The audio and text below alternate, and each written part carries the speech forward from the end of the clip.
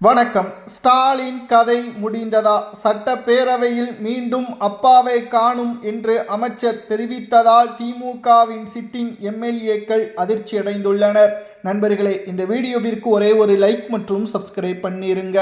ஆட்சி அதிகாரம் இருந்த பொழுது வெள்ளி இருக்கையில் கெத்தாக மன்னராட்சி போல் செயல்பட்ட மு.க.ஸ்டாலின் அவர்கள் இன்றைக்கு ஆட்சி இழந்து சட்டமன்றத்திற்கு செல்ல முடியாத சூழல் உருவாகியுள்ளது. மக்கள் திமுகவை வேண்டாம் என்று கூறியதற்கு காரணம் ஊழல் மட்டும்தான். ஒவ்வொரு டெண்டர்களிலும் 5% முதல் 20% ஊழல் நடந்திருப்பதை திமுகவின் மாஜி அமைச்சர்களே தெரிவித்துள்ளனர். ஆதாரத்துடன் சட்டசபையின் நேரலையில் நாம் பார்த்து கொண்டிருந்தோம்.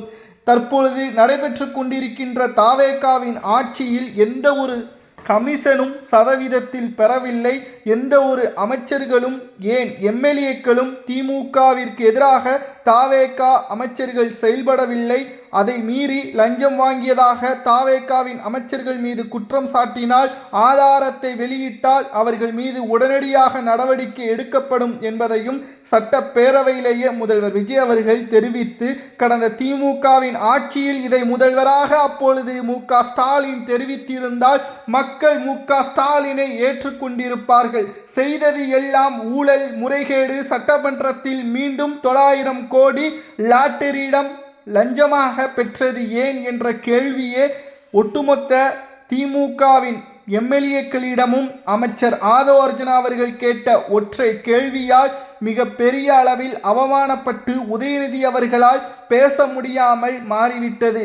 திமுக ஆட்சியின் பொழுது நன்கொடையாக பெற்ற தொகை எவ்வளவு தெரியுமா? கடந்த 2023-24 மாநில அரசியல் கட்சிகள் 347 கோடி ரூபாயை நன்கொடையாக பெற்ற நிலையில் அது 2024-25 ஆண்டில் 1051 கோடியாக 3 மடங்கு அதிகரித்துள்ளது. திமுகவின் ஆட்சியில் திமுகவிற்கு 1500 கோடிகள் வரைக்கும் நன்கொடை வழங்கிய தனியார் நிறுவனங்கள், அது எதற்காக? சாதகத்தை பெறுவதற்காக நிறுவனங்கள் நன்கொடையாக பெற்றது திமுக என்ற விளக்கத்தையும் கொடுக்க வேண்டும் தமிழக மக்களிடம். திமுகவின் ஆட்சியில் தமிழக மக்களுக்காக அதிகாரத்தை செயல்படுத்தாமல் தனி நிறுவனங்களுக்காக செயல்பட்டதுதான் மு.க.ஸ்டாலினை இன்றைக்கு வீட்டில் அமர வைத்துள்ளது என்று அமைச்சர் ஆதவ அர்ஜுனா அவர்கள் சட்டப்பேரவையில் பேசியுள்ளார். மேலும் சேகர் பாபு அவர்கள் இந்து அறநிலைத்துறை அமைச்சராக இருந்த பொழுது செய்த முறைகேடுகள், ஊழல், லஞ்சம் அனைத்தையும் ஆதாரத்துடன் முதல்வர் விஜய் அவர்களது டேபிளில் வைத்திருப்பதாக ஆதவ அர்ஜுனா அவர்கள் மற்றும் நீர்வளத்துறை அமைச்சர் அவர்கள் தெரிவித்துள்ளார்கள். மேலும் அடுத்த சட்டப்பேரவை கூட்டத்தொடரில் அதற்கான விளக்கத்தை முதல்வர் விஜய் அவர்கள் தெரிவிக்கப் போகிறார். இதில் யாரெல்லாம் சிக்கப் போகிறார்கள்? மு.க.ஸ்டாலினின் கதை முடிகிறதா? இனி தமிழ்நாட்டில் ஆளும் கட்சியாக திமுக வருவதற்கு வாய்ப்பே இல்லை என்ற தகவலும் தெரிவிக்கப்பட்டுள்ளது. ஏனென்றால் ஒவ்வொரு மாஜி அமைச்சர்களும் ஊழல் செய்ததை ஆடிட்டர் மூலமாக அனைத்து தகவல்களையும் சேகரித்து, இதுவரைக்கும் அப்படி எந்த ஒரு ஆட்சியிலும் செய்தது கிடையாது. ஒரு துறையில் ஆடிட்டர் அதற்கென்று இருப்பார்கள். அவர்கள் அந்த துறையில் வரவு எவ்வளவு, செலவு எவ்வளவு, எதற்காக எவ்வளவு செலவு செய்யப்பட்டது என்பதையெல்லாம் ஆவணமாக சேகரித்து அந்த அமைச்சர் முதல்வரிடம் தெரிவித்துள்ளார்.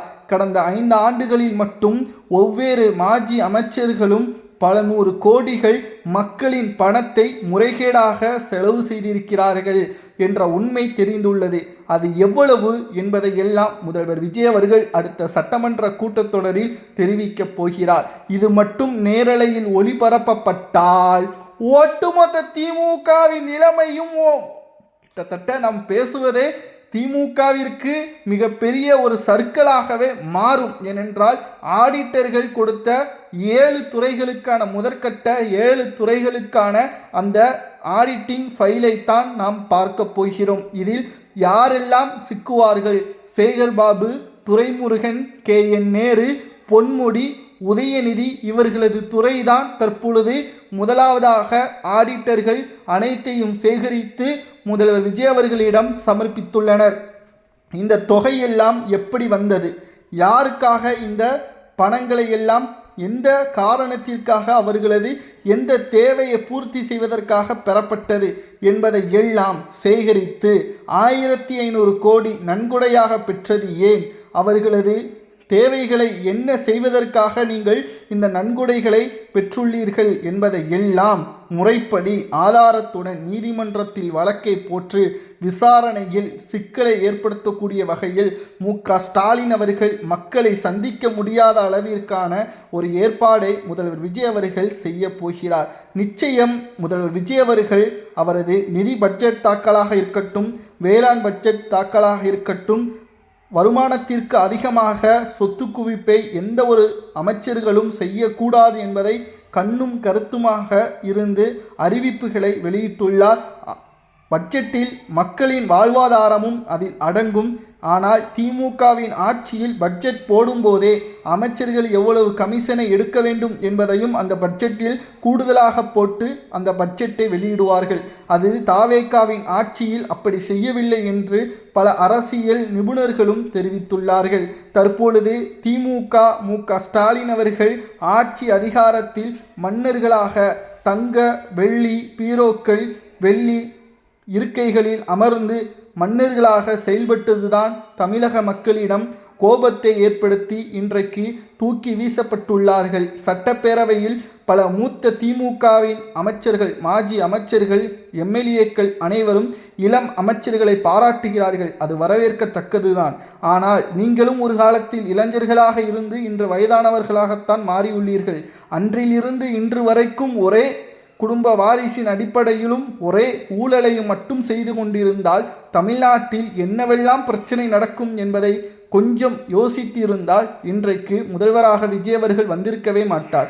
உங்களது ஆட்சியில் ஊழல், முறைகேடு, குற்றச்சாட்டுகள், மக்களின் பாதுகாப்பு இல்லாதது, சட்ட ஒழுங்கு என்று திமுகவின் ஆட்சியில் ஏராளமான குழப்பங்கள் இருந்ததன் காரணமாகத்தான் இன்றைக்கு திமுக புறக்கணிக்கப்பட்டு எதிர்க்கட்சி அந்தஸ்தை அடுத்த முறை இழக்கக்கூடிய வகையிலும் அமைந்துள்ளது. சட்டப்பேரவையில் உதயநிதி அவர்கள் சரமாரியான கேள்வியை கேட்பார் என்று பார்த்தால் அவர் தூங்கி வடிகிறார். அதிலும் விவசாயிகளுக்கான நிதியை கொடுக்க வேண்டும் என்று கூறினார். அதற்கு முதல்வர் எந்திரித்து ஒரே வார்த்தையில் பதிலளித்து விட்டார். அது நாங்கள் ஏற்கனவே கூறிவிட்டோம், நீங்கள் தூங்காமல் பேப்பரை எடுத்து படியுங்கள், தினமும் அரசியல் என்றாலே நாங்கள்தான் என்று கூறிய திமுக இந்த பதிலால் உறைந்து போய்விட்டது. இதனால் மு.க.ஸ்டாலின் அவர்கள் மகன் மற்றும் அனைவருமே அதிர்ச்சியடைந்து விட்டார்கள். அதிலும் ஆதோ அர்ஜுனா அவர்கள் உங்களது தந்தையை காணும் என்று மீண்டும் ஒரு முறை கூறியதால் மு.க.ஸ்டாலின் அவர்களது நிலைமை இவ்வளவு மோசமாக அவரது கதையை முடியக்கூடிய வகையில் அமைந்துவிட்டதாகவும் அரசியல் வட்டாரத்தில் பேசும் பொருளாக மாறியுள்ளது. 1500 கோடி வரைக்கும் நன்கொடையாக வாங்கிய தொகையை கஜனாவில் ஒப்படைக்கலாமா அல்லது பள்ளி கல்லூரிக்கு செலவிடலாமா என்பதை கூறுங்கள்.